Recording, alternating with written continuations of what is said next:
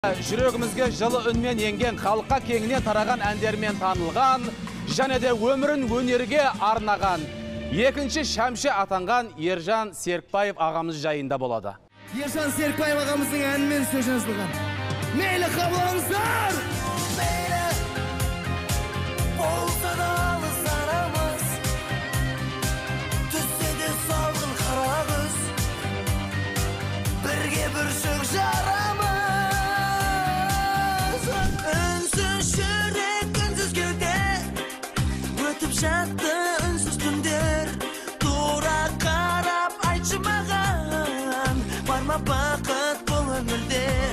Алға, алға, алға басар жігіттері, сенің арттан шансың қалып үміттері. Көк аспанда желбіресің көк байрағың, жаса мәңгі қазағым жігіттері. Жаса Қазақстан, жаса менің қазағым, артта қалды қиындық пен азабың. Жаса Қазақстан, жаса менің ұл елім, атқан таңдай ашық болсын ажарың. Қала, о біздің ару қала,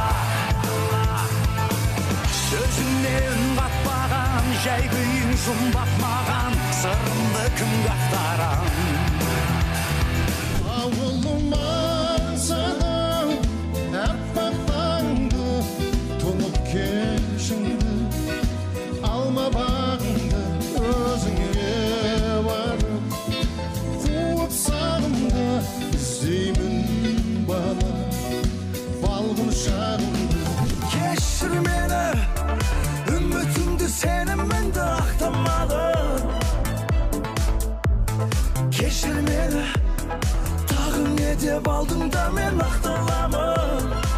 Бұлбұлымыздың сайрағаны әдемі, қозылақтың ойнағаны әдемі, ақ боз атын ерттеп мініп атамның қойды өрсе айдағаны әдемі. Сенсің күнім, сенсің таң нұрым, сенсің бағым, сенсің бар мұңым. Айда күнде өтті көңілсіз, сені аңсамас ау тағдыр.